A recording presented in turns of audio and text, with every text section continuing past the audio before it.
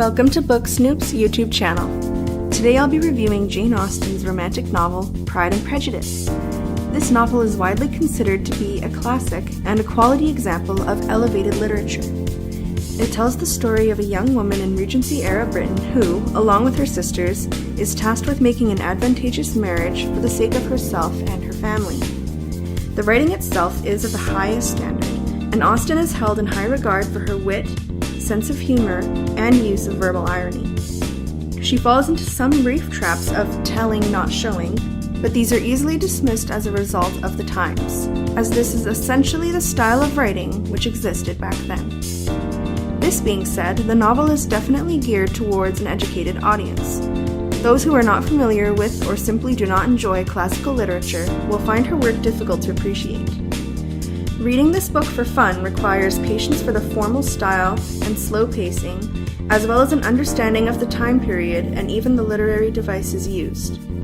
This book doesn't qualify as a light, pleasurable read. Readers should expect a lengthy commitment rather than a binge read. It is generally not recommended to inexperienced readers because, as charming and enjoyable as the story is, there are many who would find the novel dry and anticlimactic.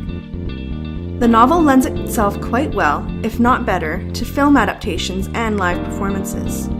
Having compared many such adaptations, I personally consider BBC's miniseries, starring Colin Firth, to be the best version of the story and the truest portrayal of the original text.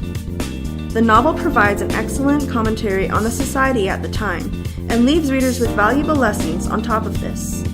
Austen skillfully critiques social expectations and class separations, namely through the pride and condescension demonstrated by upper-class women in the novel.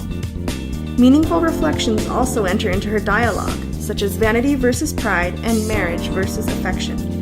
Austen leaves her readers with a positive message about the human tendency to misunderstand people who are different from us, and how much our opinions can change by making an effort to get to know them better. This story of change and growth also features a strong, dynamic, and now iconic lead character, who is the epitome of wit and confidence in women.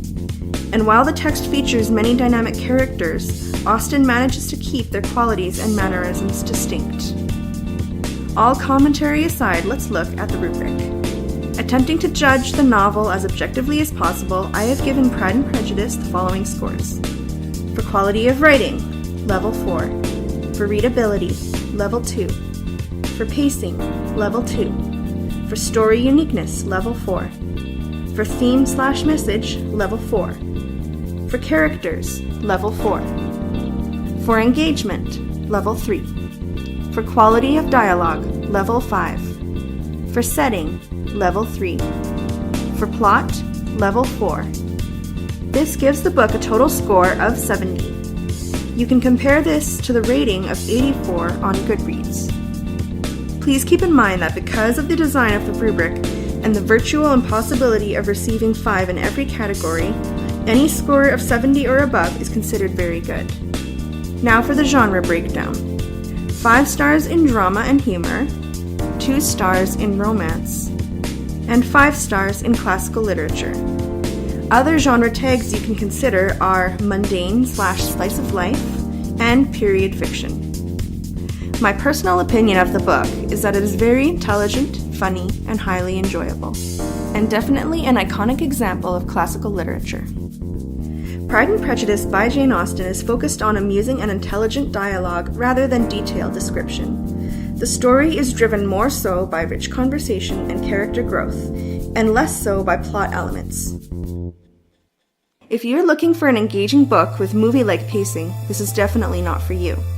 For those of you who can appreciate the art of Austen's wit and charm, as well as the novel's memorable lessons and characters, you will not be disappointed.